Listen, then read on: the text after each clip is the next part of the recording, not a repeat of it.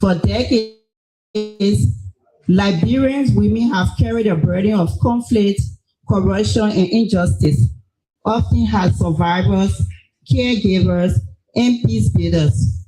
Women play a defining role in ending Liberia's civil conflict through nonviolent advocacy, community mobilization, and sustained pressure for peace.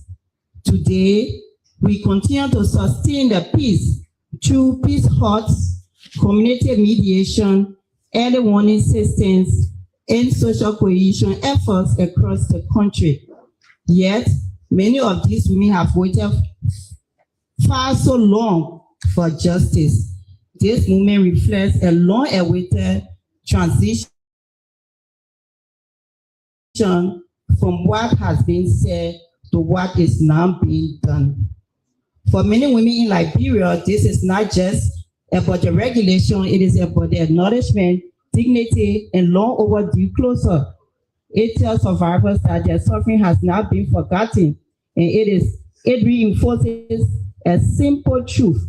Without accountability, there cannot be healing, no reconciliation, and no sustainable peace. Your Excellencies, justice is a cornerstone of development. Without accountability, corruption thrives, trust in institutions erodes, and the most vulnerable, especially women and girls, continue to suffer. The establishment of these posts will not only address past wrongs, but also serve as deterrent against future abuses of power. At the same time, when Liberia holds it at the global stage, including the presence on the United Nations Security Council, this action demonstrates that Liberia is prepared to align its national commitment with global standards on justice, human rights, and the rule of law. It reinforces Liberia's image as a country willing to confront its past with courage and lead by example.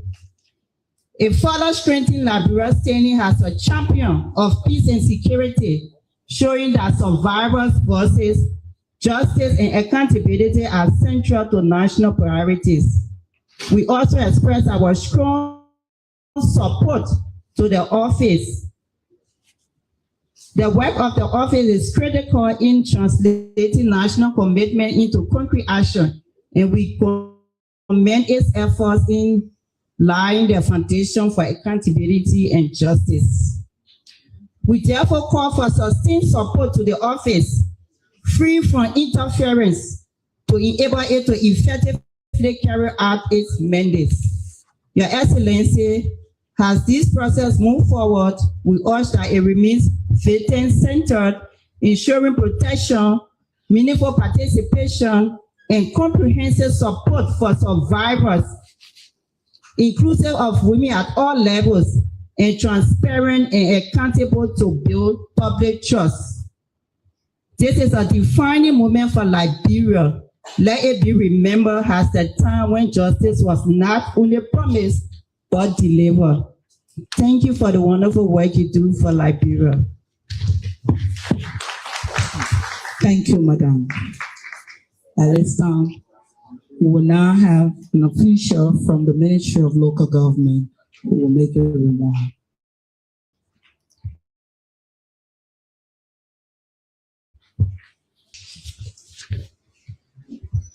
Your Excellency, President Joseph Boakai, President of the Republic of Liberia, the members of the Cabinet, Executive Director of the War and Economic Crime Court and Family, members of the religious community,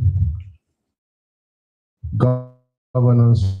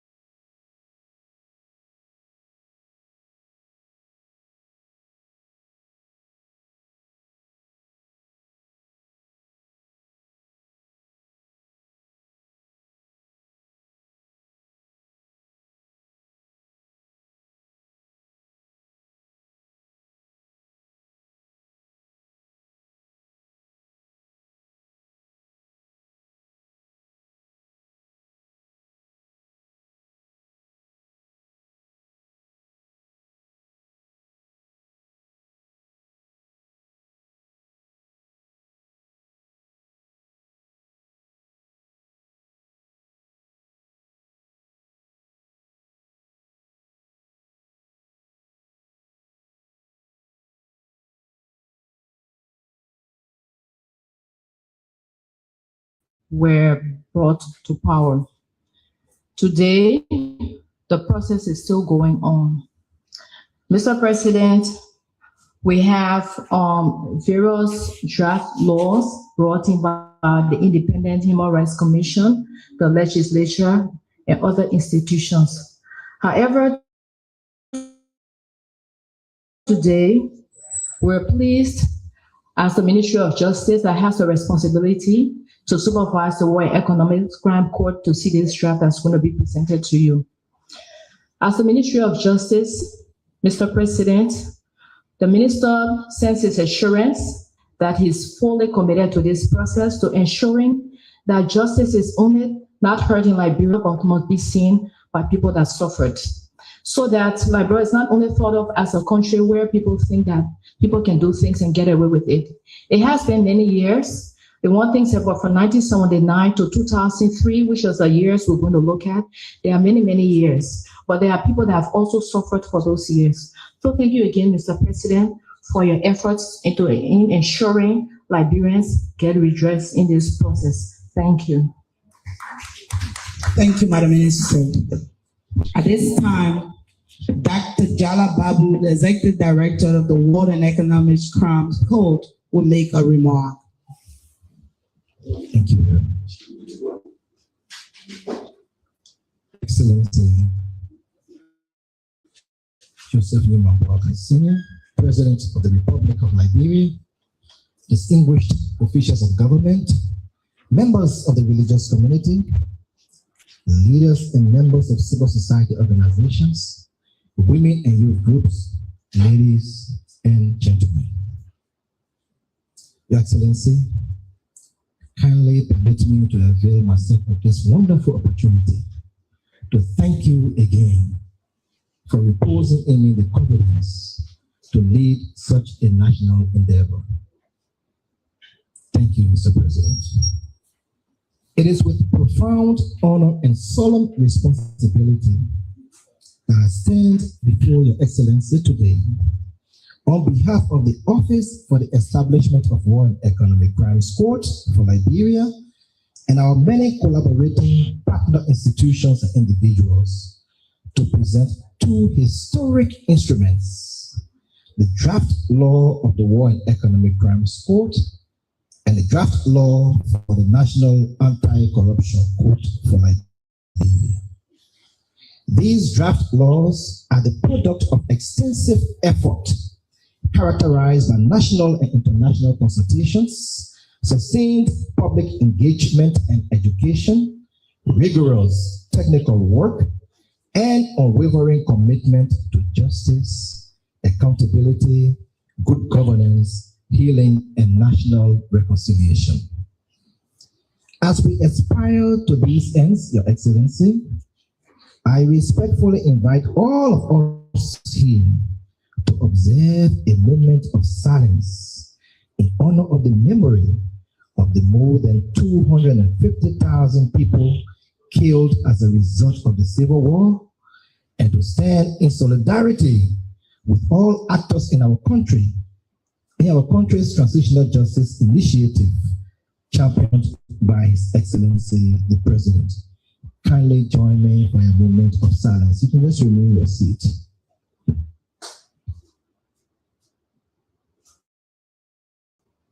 Thank you very much. Your Excellency, distinguished ladies and gentlemen, the drafting of these bills was possible after we undertook several cutting-edge activities.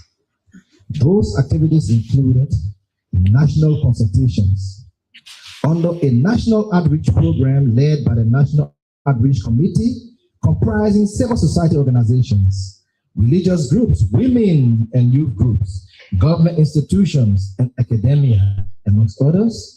We engaged communities across Liberia and in the diaspora, including survivors, victims associations, civil society organizations, and traditional leaders, to ensure that the voices of these most affected by war and economic crimes were heard.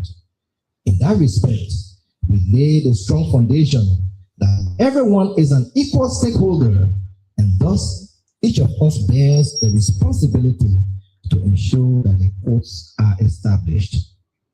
We also undertook expert engagement with experts around the world. We concede, Your Excellency, that we do not have all the expertise, the knowledge, and capacity to undertake this process as a nation. In fact, no nation has such capability. Liberia, as a part of the Committee of Nations, cooperates with other countries to make the world a better place.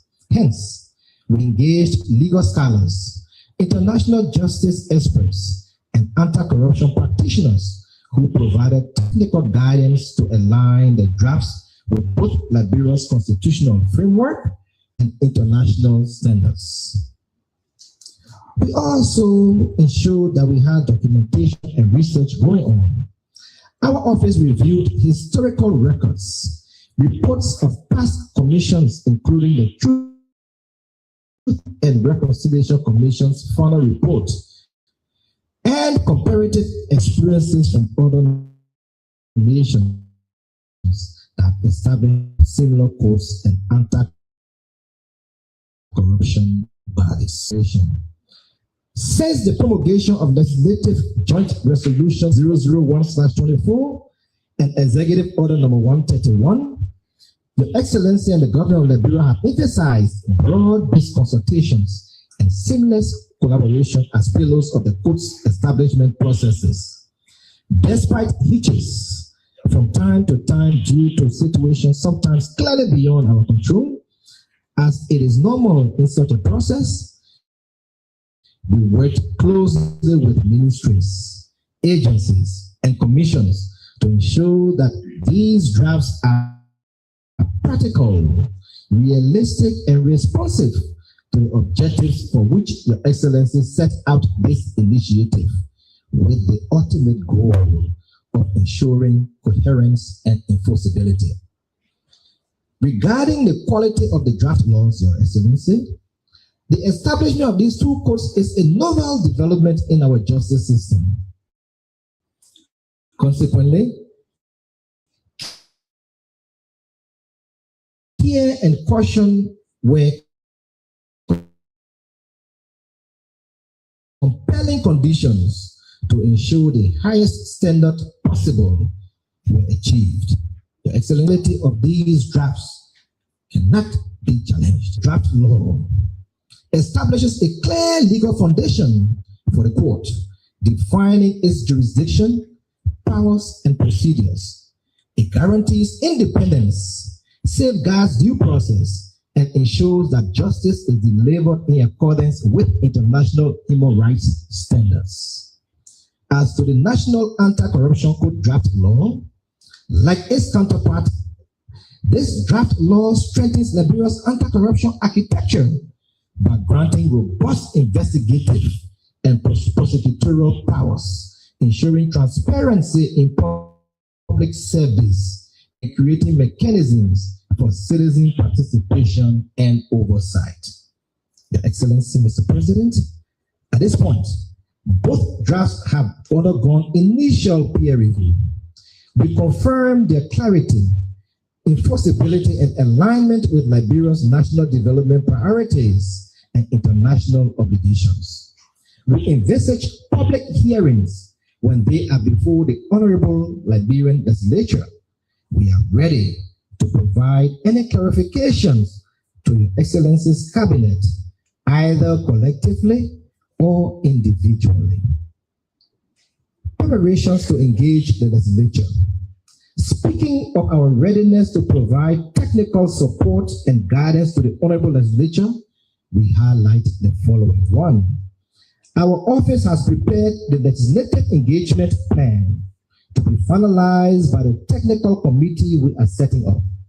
The plan includes the preparation of explanatory memoranda and legislative briefs to assist lawmakers in understanding the provisions and implications of the draft laws. We have initiated dialogue with several members of the legislature to build consensus and secure bipartisan support. At the same time, Your Excellency, Public awareness campaigns are planned to mobilize citizen engagement, ensuring that the passage of these laws is not only a legislative act, but a national demand. Implementation of Executive Order number 164. Your Excellency, all of what we have lined up are consistent with Executive Order number 164. We seize this opportunity, with your permission, to again acknowledge and thank you for renewing our mandate. Your Excellency, Executive Order number 164 provides a clear mandate and timeline for the establishment of the courts and the strengthening of anti-corruption measures. We have developed a time-bound implementation roadmap that will be including 1, establishing interim oversight structures, training judicial and prosecutorial staff, and setting up monitoring and evaluation frameworks. Partnerships with international donors and technical agencies have been secured, and we are pursuing more to provide financial and technical support, ensuring that implementation begins immediately upon enactment. Your Excellency, as I close, distinguished ladies and gentlemen, our fathers, our mothers, my mother and my father, let me assure Mr. President that these draft laws are not merely legal texts. They are instruments of national renewal. They represent Liberia's determination to confront its past, to secure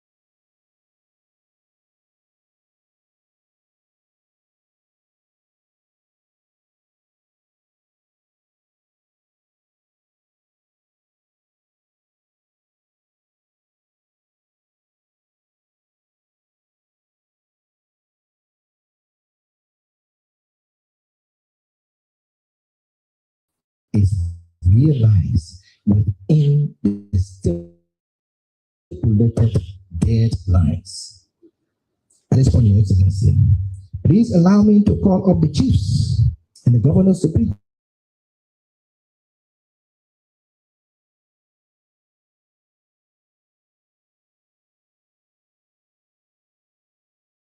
join me. And it is with great honor that I, with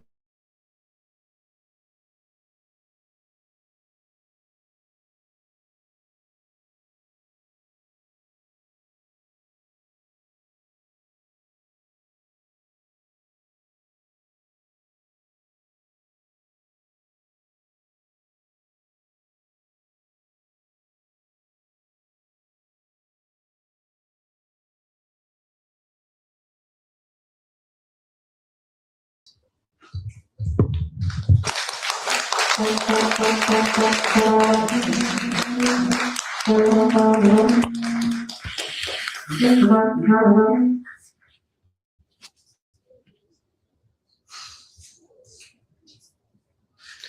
folks, that's it. The final presentation of the.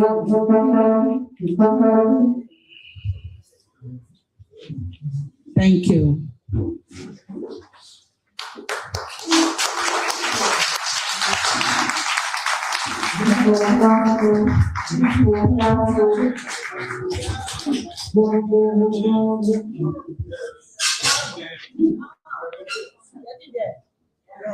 Madam the Acting Minister of Justice and other members of the President's Cabinet present, Dr. Babu, Executive Director of the World and Economic Crown Code of Liberia, and his staffers,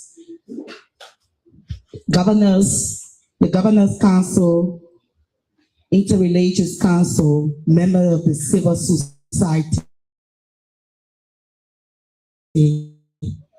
I have the Republic of Liberia, Joseph Yeman Boakai Sr. for a special remark.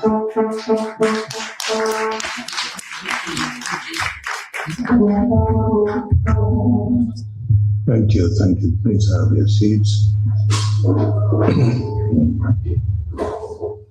Let me again welcome you to Executive Ground, your own home, and will thank you for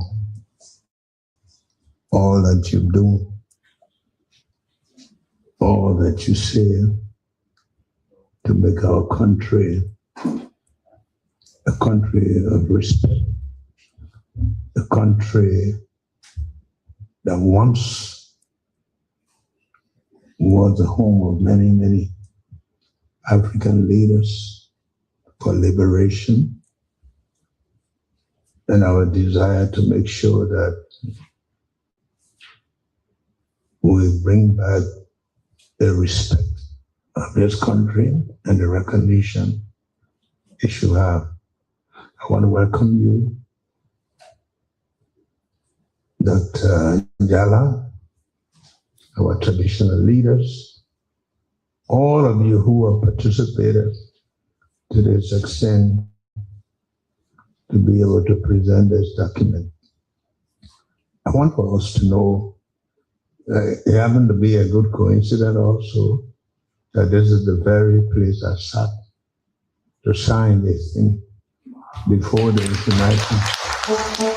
I don't know how it happened this morning, and I'm happy that we are here again.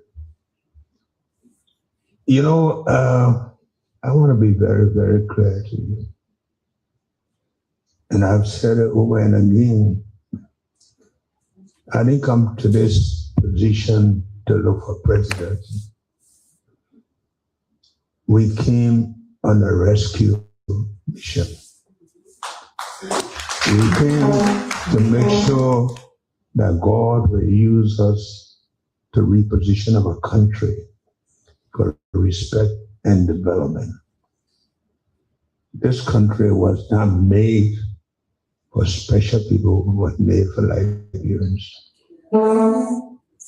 And everything that is happening is in order so that God will help us to reveal His purpose for this country.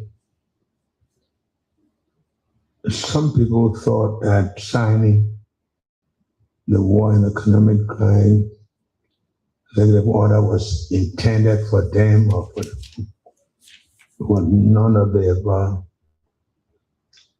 It was intended to make people know that Liberia is a country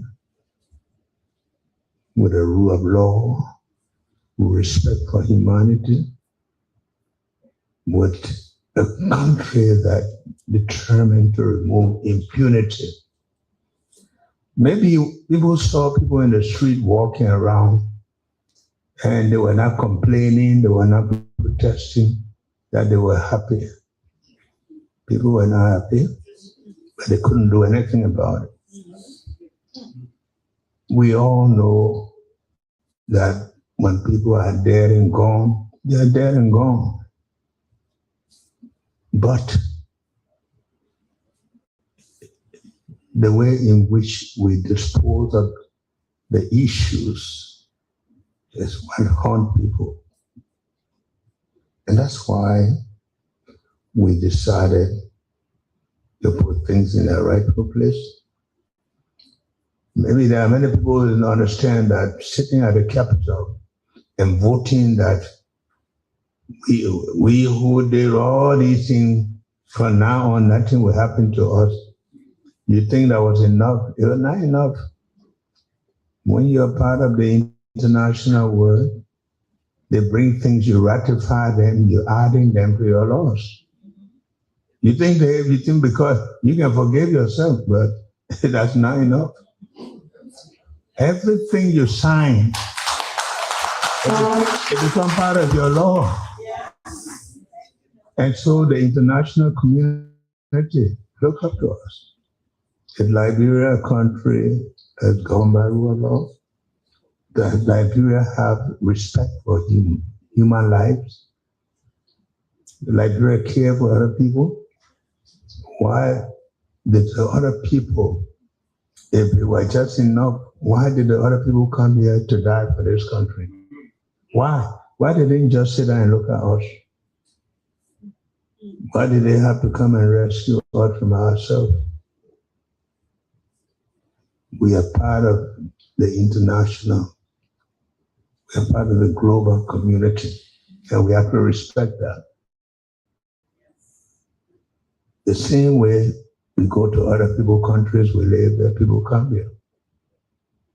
And so it was important for us to tell the world that we respect the lives of people, that we respect, to honor people who have gone. And that's the reason we thought it was to go to Granjira to do the reburial. Our traditional people say, if you plait the hair and the lights in there, you lose everything. Because you'll be scratching them until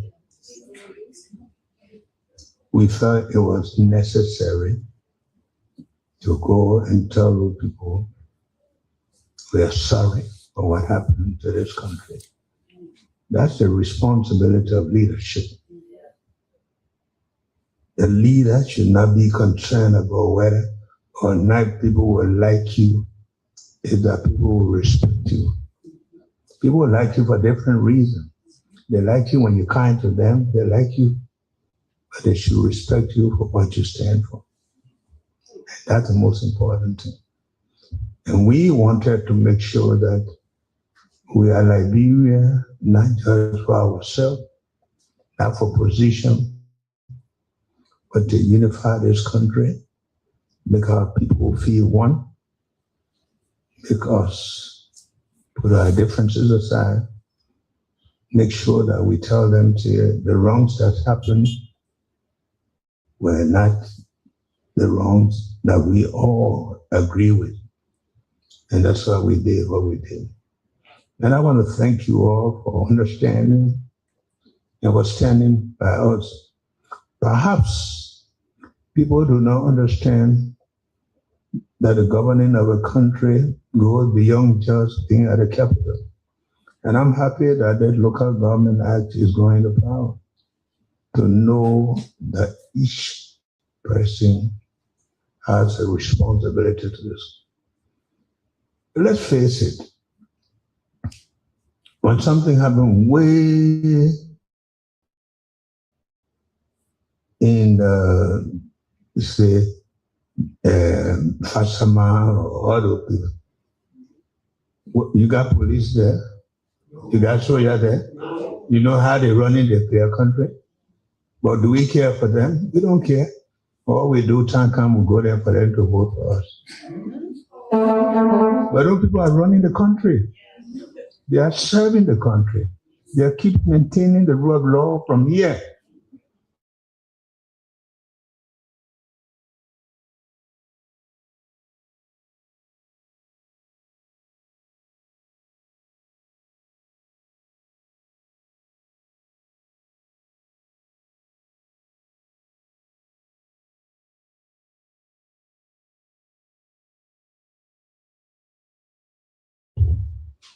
that are helping to keep them. They send their children here to school. If by what we have done, we're saying to the world that Liberia respect laws, that Liberia is not standing for impunity. Now I kill your pa, kill your ma, I'm here to rule you. That we have laws that govern us. Not that because you are appointed or you're elected to be president, is that everything here for you, and you are here to make sure that the resources of the country that they put in your hand to manage are money to benefit everybody. Everyone. That's how I say it. It's a trust. It's to say, I don't care what you do, somebody has to be at the head.